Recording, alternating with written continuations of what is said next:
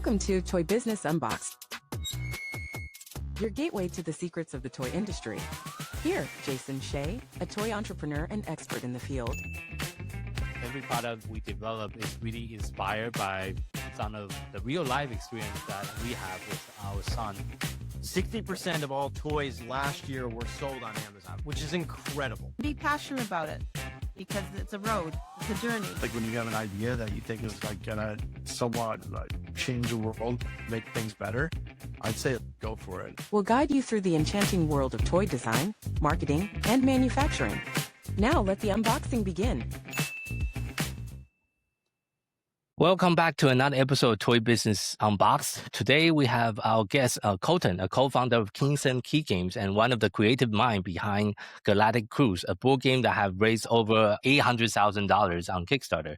In this episode, we'll dive into his journey from designing games during the pandemic to co-founding the current indie board game publishing company as well. Thank you so much for joining us on the podcast today. Yeah, thank you so much for having me. Yeah, so can you first start sharing with our audience what first got you interested in board game design? Yeah, so growing up, my best friend TK and I, we were always creating things. Like we're both creatives. I did a lot of like live theater. He did a lot of music.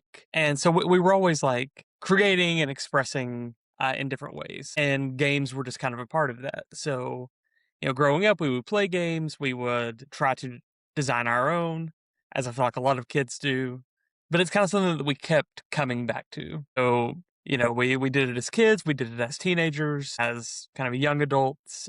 And it's just kind of the thing that we kept coming back to. So, yeah, when the pandemic hit, kind of just on a whim, just to fill some time, said, we should try to design games again and see if we're any good at it now that we're a little bit older. So I'd say that I've kind of just always been into it, but definitely when everything shut down and we were kind of locked down for a while, that really gave us the time we needed to jump into it. And where did the idea of the first game that you're designing came from? Yeah, so we actually had probably a dozen games in the pipeline before we kind of landed on Galactic Cruise. So at the time, we were just kind of designing all types of games with all types of themes, but Galactic Cruise was kind of special for us. PK especially is a big space guy. I enjoy space themes. You can see behind me, I have a mirror over here. I have space here, and Sky Mines is up there. So I enjoy space, but TK loves space. But we both love going on cruises, going on vacation. Okay. Enjoying, the all-inclusive luxury of that. So kind of bringing those two ideas together felt really kind of fresh and fun, and we ran with it. I see. And I think you have a copy of the game with you as well. Can you also give the audience a quick overview of how the game is being played? So there's Galactic Cruise there. That's a big box. Box, yeah.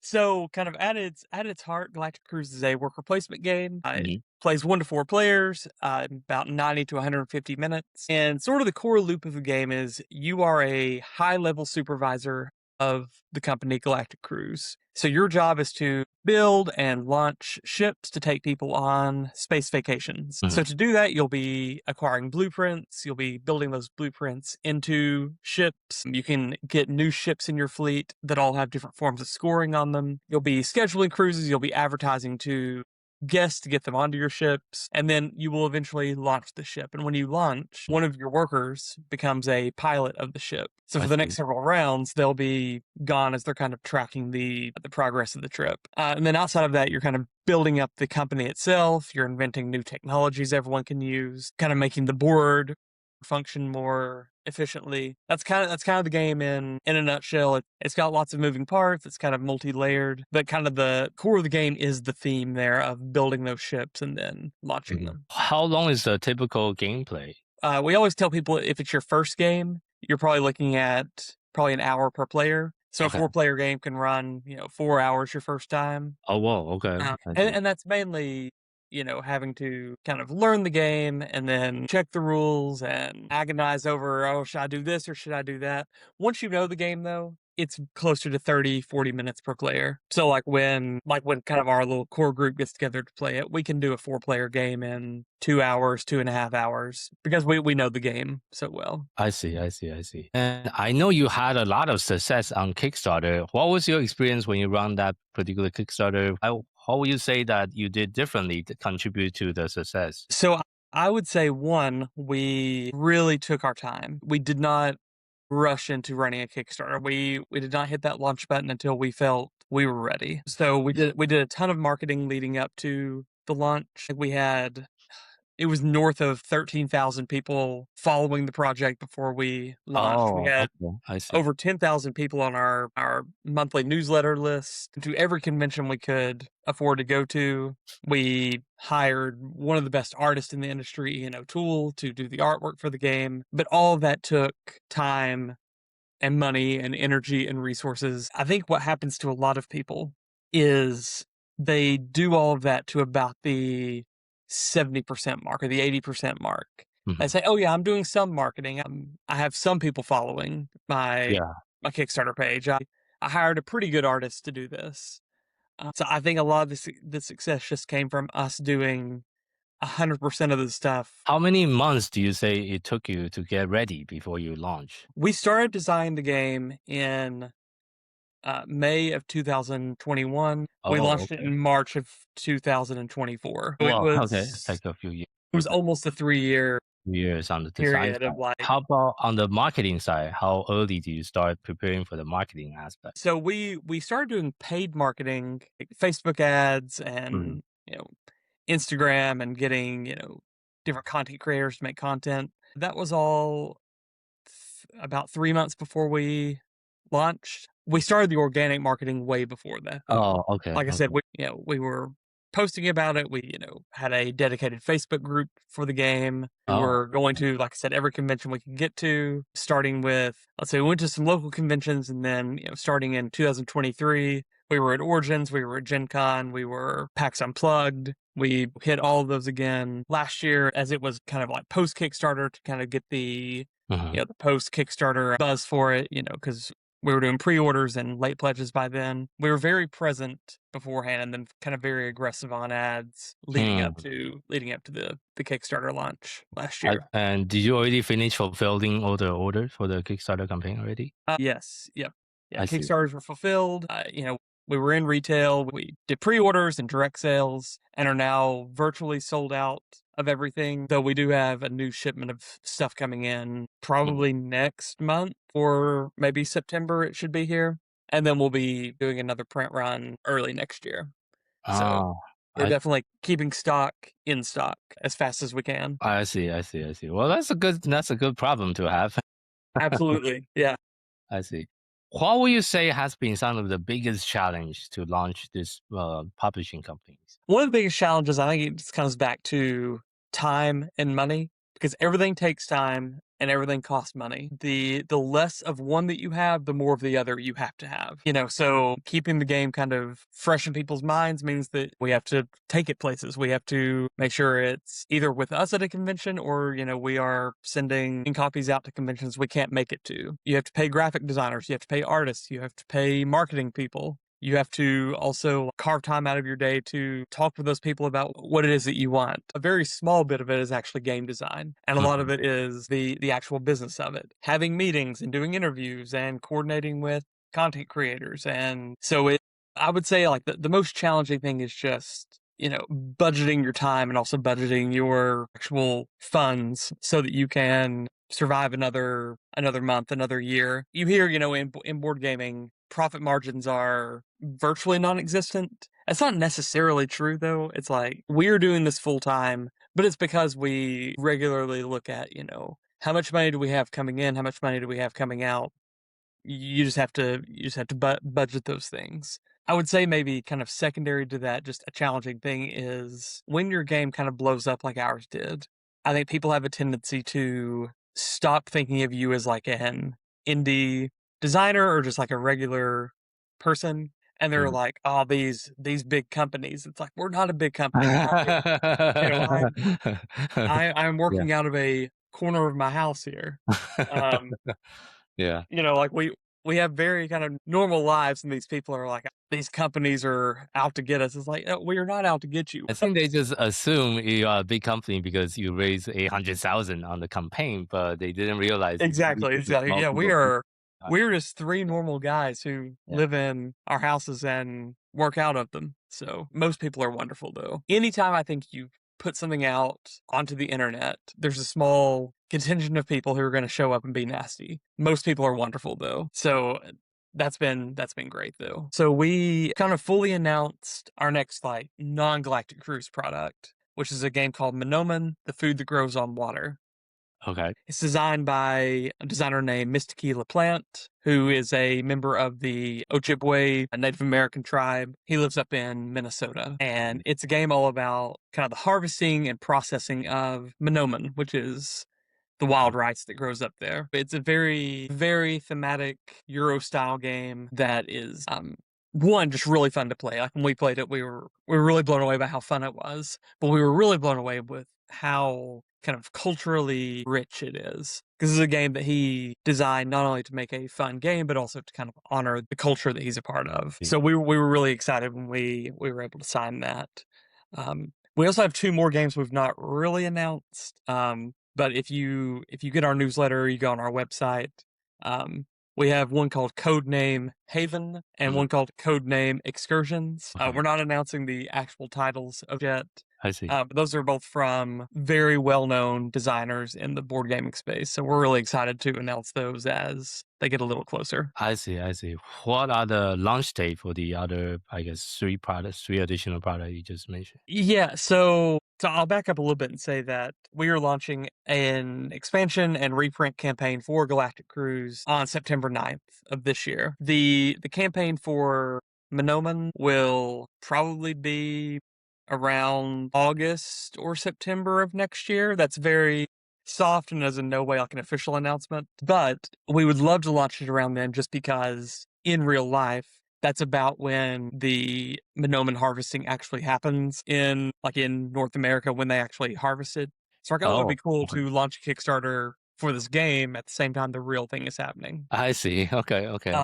And then the other 2 projects are kind of slated for like 2027 launches. Again, these are all kind of very soft, wishy-washy dates. Because again, much like Galactic Cruise, we're not going to launch anything until we feel like it is 100% ready to launch. Is all the games that you're working on leaning toward like medium or heavy strategy type of games? Yeah, so I'll say this is that definitely Monoman and then the Codename Excursions game are both going to be kind of lighter and smallerish than Galactic Cruise, kind of more approachable, more accessible. The Codename Haven game, it's a little bit to be determined. I think right now it is kind of less complex and maybe less daunting than Galactic Cruise. But as development happens, these things can kind of be in flux. I would say the Galactic Cruise is about the upper limit of complexity we would do. I see. Yeah, it's definitely not going to get bigger. It's not going to get more cumbersome. If anything, this is kind of our upper limit. And then, all of our games, though, will be what we're calling like main event games. I love like a small 20-minute card game, but we're probably not ever going to publish a 20-minute card game. It's for the most part going to be these kind of bigger, medium plus games that we put out. I see. What are some of the surprise lessons that you have learned along the way? Before we kind of put Galactic Cruise out in the world, we had a lot of people read our rule book. We had several people that we really respected kind of the world of rule books saying, this is the best rule book I've ever read. I think a surprise lesson is no matter how good your rule book is, there will be someone online who either cannot find a rule or will totally misinterpret things. And you may be answering the same question over and over, and you just have to answer it each time like it is the first time you're hearing it. And you just have to be grateful that people are playing your game at all and care enough to ask these rules questions. Even if you're like, oh, well, if you look on page 16, your exact question is answered. And the next person, you're like, if you look on page 16, your exact question is answered. So that's maybe a little bit of a surprise thing. It's just, you can really pride yourself on something working really well. Or we've all played Galactic Cruise hundreds of times. At this point, I've probably played it 400 or 500 times myself.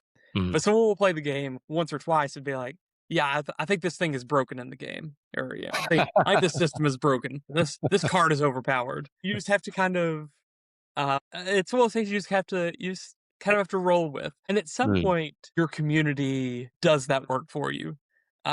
People who I've never even met who are big fans of the game will come in and say, "Well, it's not broken because of this." Or, hey, mm, if you look on page 13 of the rulebook, you'll see that you can't actually do the thing that you said that you can do. So, kind of the flip side of that is like I've learned that it's amazing how like total strangers will become huge champions of your game. And I think there's still a little bit of like imposter syndrome for me. Like, did we really design this thing? Like, is this a real thing? Like, mm, and it is a real okay. thing.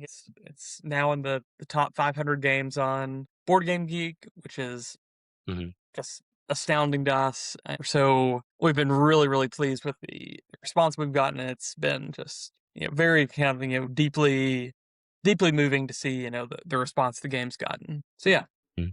Yeah, for sure. Congratulations on all the success that you have yeah, so thank you. far. I think there's a lot more, more exciting title to come as well. So, as well, wrapping up today's interview, if you have to share just one piece of advice with someone that's getting started within the toys or game industry, what would that be? My biggest piece of advice is take your time. When we first started designing Galactic Cruise in May of 2021, we just fully thought that by the end of 2022, we'll be launching on Kickstarter. We'll work on it for a few months and then we'll run some ads. And we'll have this thing on Kickstarter in 6 months, 9 months. Instead, it took us almost 3 years.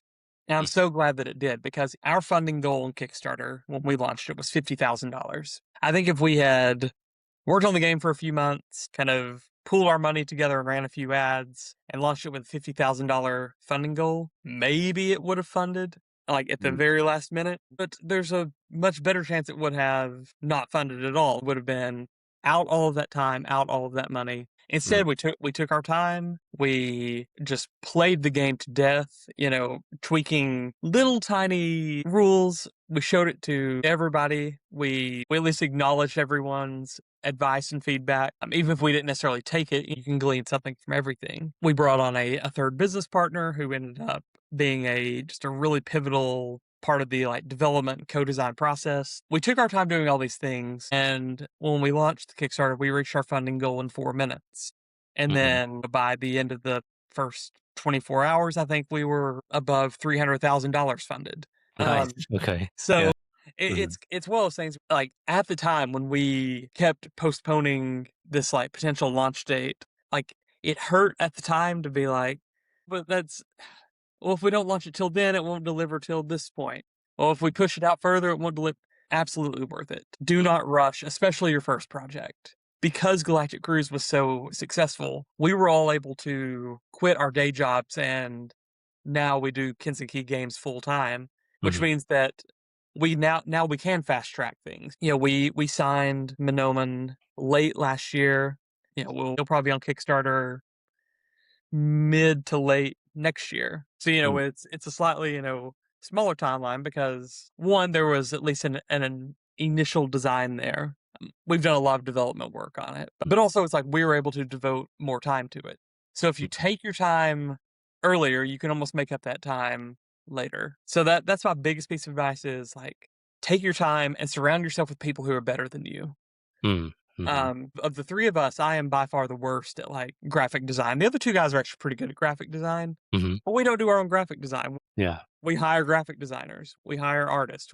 We find out who are the best people in this little niche of the hobby, and we Mhm, see, can we work with them? mhm, mhm, Another piece of advice I would give people is reach out to your heroes and your role models and other people who have done this. I think early on, like I was talking about, well, people do this, and I was one of those people.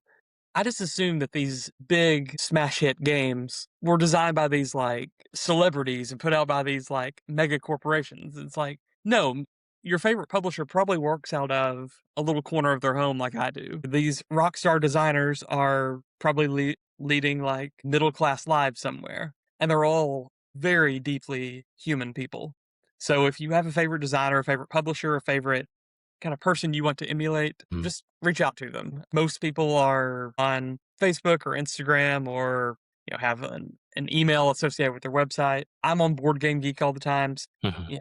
People can shoot me some geek mail, or find your favorite people on there and reach out to them, because that was such a difference maker for us, is like talking to people who have ran successful Kickstarters and put out successful games. Like, how did they do it? And there are no company secrets. Like, we share freely, and we found that most people do share freely. So that's my biggest piece of advice to people who are just getting in, is take your time and just surround yourself, immerse yourself in people who have been there and done that. Yeah, thank you so much for sharing that. And I do agree. Most people I met in the board game, tabletop game industry, everyone's pretty open and very friendly to share their experiences and their knowledge that they have learned along the way. Absolutely. Yeah. So for those listener and our audience that would like to learn more about your businesses and the product that you have, where is the best place for people to find you online? Yeah. So for Galactic Cruise specifically, we have a Facebook group